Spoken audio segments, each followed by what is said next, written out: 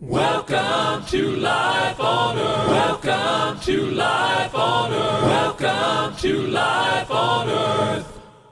Is it narcissistic for me to groove to my theme song? Because I'm the one who recorded it. I love royalty-free music. Hello, you good people. Good people. Thank you for joining me. As promised, I have a major announcement today. As you know, Ayn Rand, 1974, gave a speech to the graduates of West Point Military Academy. The speech was entitled, "Philosophy, Who Needs It?" Toward the end of the talk, she said this, and I quote, "The assignment I gave myself for tonight is not to sell you on my philosophy, but on philosophy as such. I have, however, been speaking implicitly of my philosophy in every sentence, since none of us and no statement can escape from philosophical premises. And what is my selfish interest in the matter? I am confident enough to think that if you accept the importance of philosophy and the task of examining it critically, it is my philosophy that you will come to accept. Formally, I call it objectivism, but informally, I call it a philosophy for living on Earth." Unquote.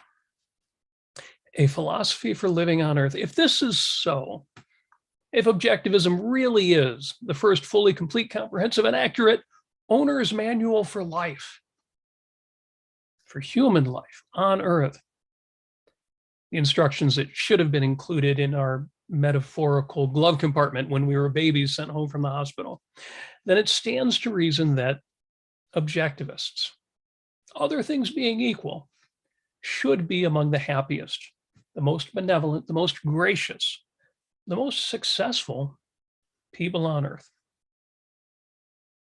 And with that introduction out of the way, it's time for me, as promised, to make a major announcement. Now, the phrase major announcement is trending on Twitter, and you probably know why. And as a slavish follower of fashion, I am right on board with that. So here is my major announcement. You are beautiful and worthy of love. And the vast majority of those you'll ever meet are good, reasonable, decent people. And everything's going to be all right. And I'd like to take a moment to review the evidence. And let's be objective. The hypothesis is that you are beautiful and worthy of love. The vast majority of those you'll ever meet are good, decent, reasonable people, and everything is going to be all right. Now, you really are beautiful. I'll let you in on a secret. I would like to be more intelligent.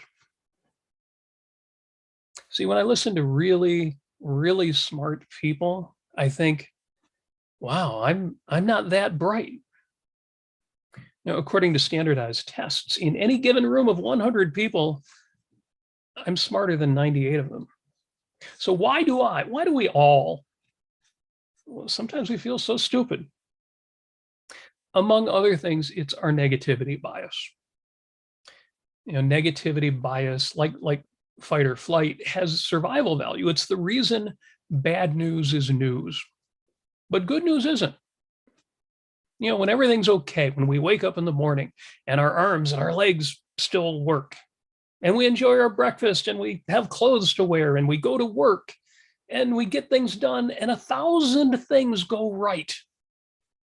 And we live in a society, a world in which this happens all day, every day. That's not news.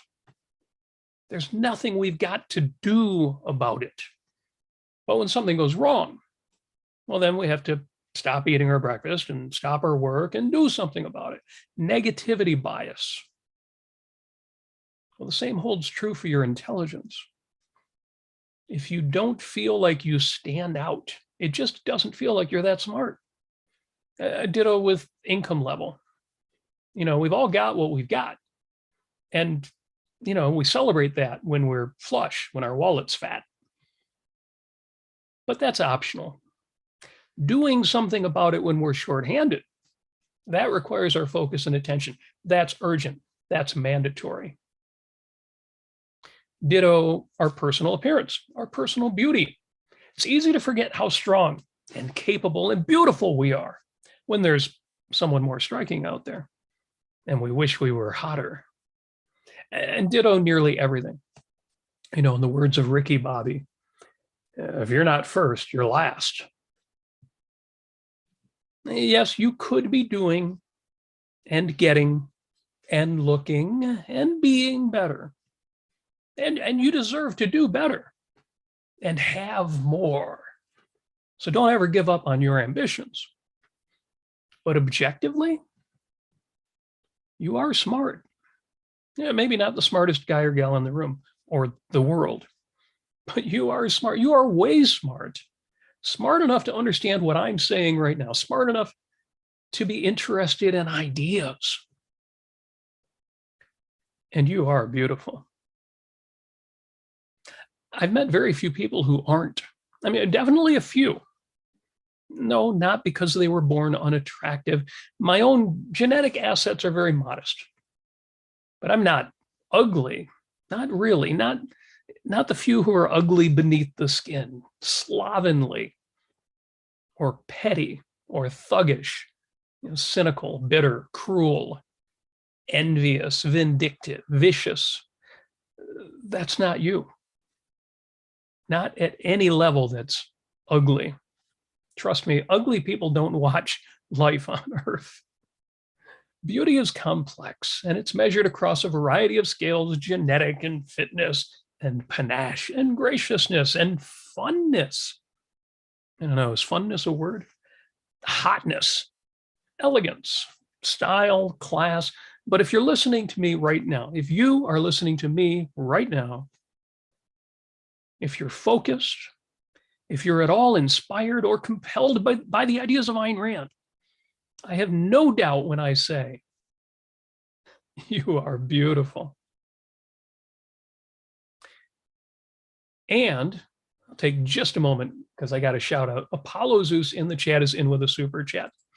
You know the routine, but maybe you don't. You may be a new listener. You may be one of the beautiful people who came in because of the flood of responses on Twitter to this major announcement. Incidentally, I'll mention the other major announcement. It was really not major. This is much more important, but thank you, Apollo Zeus, for the super chat.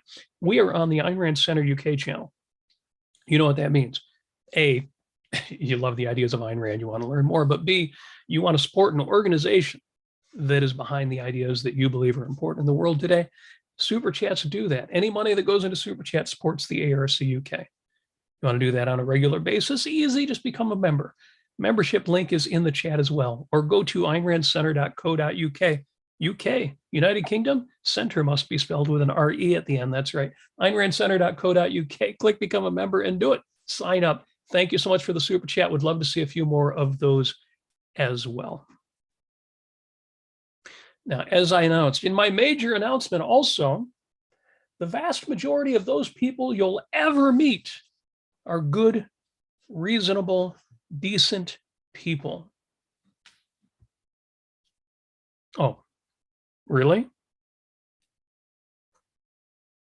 Well, if not, you might need to change your habits.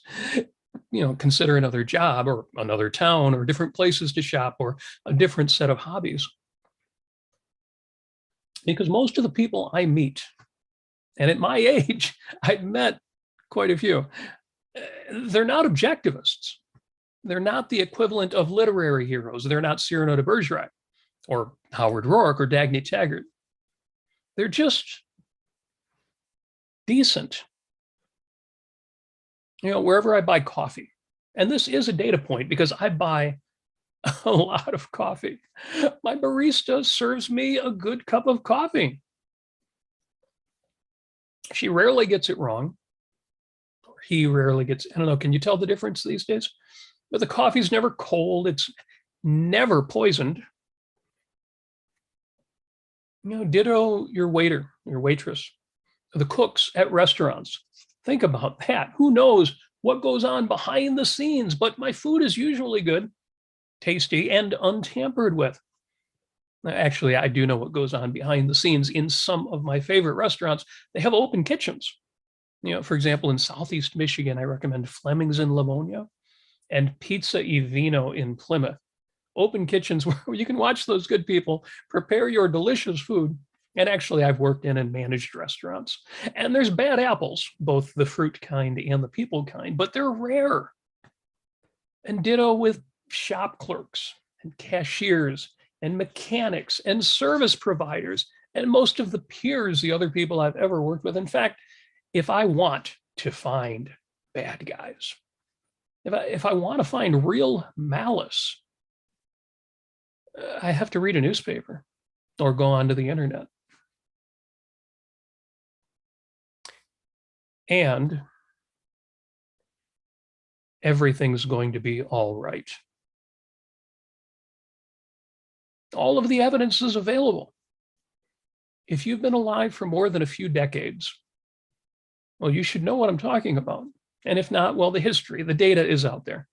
Now, when I was young, 1984 was still in the future. You young people might not be able to imagine that. When I was young, 1984 loomed large. The very number was spooky, 1984. It was ominous as hell.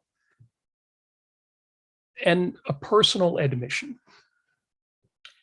I have blamed, rightly or wrongly, some of my youthful recklessness and lack of ambition on just that sense that, well, if the world didn't succumb to totalitarianism by 1984, it would only be because we blew it up in an act of mutually assured destruction, nuclear war, or ruined the planet ecologically, a la Love Canal and Bhopal, India, and 3 Mile Island, or simply slaughtered one another Mad Max style following the Watts riots or the Detroit riots or the Kent State shooting, and all of the other forms of social upheaval in the 1960s, 1970s, 1980s. Well, I grew up.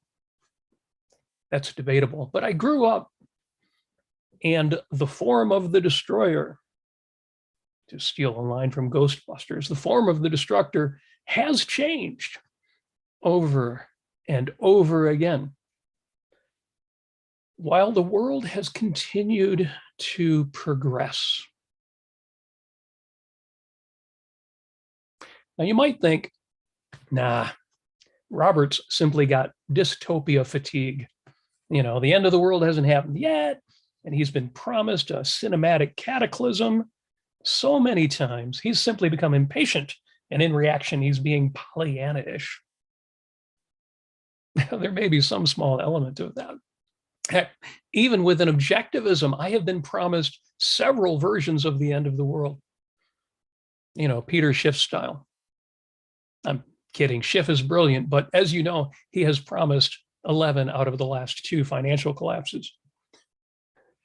At some point, I've got to give some weight to the actual evidence, not just the news of the day, but the rest of the story. And people are telling the rest of the story. Consider reading, if you haven't already, The Rational Optimist, How Prosperity Evolves by Matt Ridley. And Progress, 10 Reasons to Look Forward to the Future by Johan Norberg. Steven Pinker's Rationality, What It Is, Why It Seems Scarce, and Why It Matters. Enlightenment Now, The Case for Reason, Science, Humanism, and Progress. The Better Angels of Our Nature, Why Violence Has Declined. This is the book Factfulness, 10 Reasons We're Wrong About the World and Why Things Are Better Than You Think by Hans Rosling. The Ultimate Resource, and the updated The Ultimate Resource 2 by Julian Simon. The most recent release, Superabundance, the story of population growth, innovation, and human flourishing on an infinitely bountiful planet by Tupy and Pooley. Now, a hypothetical, which some of you might not think is merely hypothetical. What if everything's not going to be all right? What if America is in decline? What would that look like? Now, as I discussed with Amy Nasir in our episode, Pollyanna in the Paperless Office asks, "Where's my flying car?" I believe, and substantial evidence shows, that on the finance and economics side, the crisis that so many of us have been waiting for, I believe it's already happening. The disaster is now. This is not the world we should have been living in. This is not the life you should have been living. I brought it up yesterday on the Cutting Edges after show with Lee Pearson, when I was explaining why I don't believe the world is in decline. Well, the world in decline, that's pretty broad, but the sobering reply to the reality that by nearly every measure of human prosperity, life is improving. But it's not improving nearly as much as it should.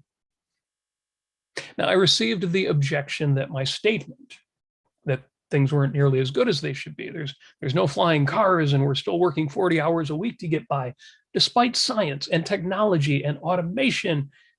The objection was that my statement was non-objective. Okay, if you want it objective, if you're in the United States, consider your Social Security statement. And in several other countries, you have the equivalent numbers to consider. Consider the 15.3% of your income that is, like Count Rugen's The Machine in the film The Princess Bride, sucks away years of your life. It's just taken from you. What would your life look like if you'd been able to invest those hundreds of thousands of dollars, whether in the market or your home or your lifestyle? What would your life have looked like? How many hours and days of action and leisure would those hundreds of thousands of dollars brought? And that's just one example. Add to this the impact of taxes and regulation and the FDA, as Harry Binswanger calls it, the Federal Death Agency, and the CDC, which liberals repeatedly claim, 45 DJT was responsible for the death of millions. Well, how many millions was the CDC responsible for? A claim I would gladly justify some other time. And that's not even taking the culture war into account. What about woke and DEI and corporate social responsibility? All real, all having an impact. Which is to say, although things are getting better all the time, many things are clearly getting worse. How can that be? Well, again, it was always a false alternative. Forces of creation and innovation and production continue to operate, continue to progress, while forces of irrationalism and nihilism, destruction, do the same. Life goes on, and while we live your real actual life, while we live our lives, the battle continues. The battle which is, in the end, a battle of ideas. But here, the point is, life does go on. And the question is, what should you be doing about it all? Now, maybe it should affect your 97.3. What's 97.3? Well, your numbers may vary, but you should decide.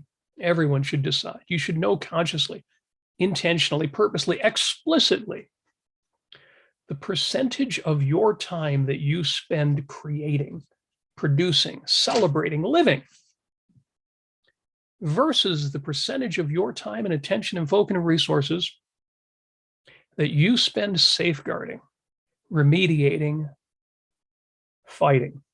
The percentage of time you spend on the positive, on values, and the percentage of your time that you spend on the negative, on disvalues. So as I say, even in a world in decline, what should you be doing about it all? This might affect your 97.3. You might decide you're going to spend 87% of your time living and celebrating and dancing and loving and romancing, and 13% of your time fighting. But should you live the rest of your life in a metaphorical or literal bunker? Or should you be living and producing and playing and dancing and singing and creating and loving? And yes, speaking out and writing and protesting. But worrying, whining, complaining, bemoaning, is that going to change minds, persuade individuals, address real evils, halt the decline? Is it going to make you any happier? This is a battle of ideas. And while in the mouths of effective leaders, fiery, exaggerated rhetoric might rouse the troops, and that matters, here on the battlefield, reason and rational ideas are the tools. Ideas are the weapons. So yes, we'll keep fighting for what we know, for what we value, for what we love, in proportion to the depth of our love, of our passion, the limits of our time, the full hierarchy of our values. But we are here to live a life, and not to just not die. Yeah, we all know the metaphor of Emperor Nero playing a fiddle while Rome burns. And the implication is that this world is burning, and we should all be working to put the fire out, or at least saving those we love from the flames. But this is not that. The ways in which the world is improving and the ways in which the world is declining are complex and interwoven, and the role that you should choose to play in this battle should be chosen in accordance with your values. Chosen, consciously, explicitly, willfully chosen. Choose your role, your priorities, your battles, rationally. There's not just one right way to fight the political and cultural and philosophical battle that's going to save the world. Ayn Rand fought in accordance with her values. She did professionally and personally what she loved. And she's arguably saved the world, I would argue, several times over. Leonard Peikoff fought in accordance with his values. He did professionally and personally what he loved. He wrote and spoke and provided us all with irreplaceable knowledge and skills and insights and inspiration. And we will each fight and live in accordance with our values. We will do, or should do, professionally and personally, what we love. Write and speak and take action based on your values, your life. There is no greater weapon than philosophic ideas, but know this: there is no more compelling argument to make for your ideas than living them successfully, than living your own best life. Which means you got to save your own life first.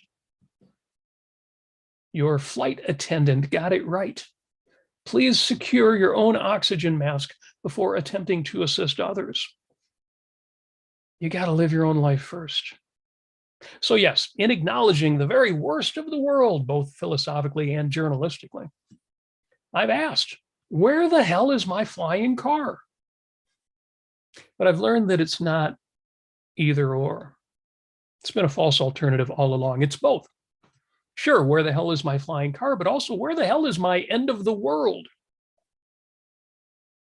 Substantial elements of dystopia and utopia, but mostly a lot of good, a little bad, mixed up, challenging, exciting, real life.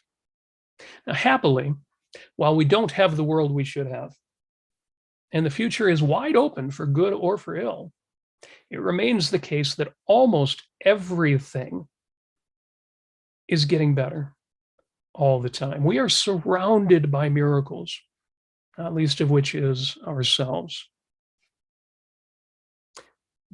So in conclusion, thank you for joining me for this major announcement. The other major announcement was an ex-president who said that when he is reelected, excuse me, I'm sorry, when he's reelected, he will fight against the government collusion with social media companies. I'm all for that. There were about 10 different points in that regard, and I'm all for every one of them. And he finally said, and I will tell the social media companies here's what they can and can't do. Here's what they must offer their subscribers. I thought, why would you take what was kind of good points and wreck it with an assault on free speech? So that major announcement, I don't know. His major announcement, And it's only going to matter if he's reelected, so it's not going to matter. But I do know what my major announcement was. Paraphrasing Peter Keating and Howard Roark. How can you stand? I was asked this earlier. How can you stand to be so positive all the time? And my response was, how can you stand not to be? Here, I'll go Eastern mysticism on you.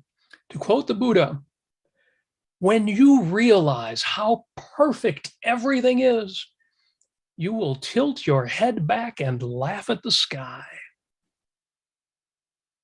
I think of Howard Roark standing outside the Enright House. Or in the words of Katharine Hepburn, I never lose sight of the fact that just being is fun. And I also know this, as fully, as deeply, as certainly as anything I know this.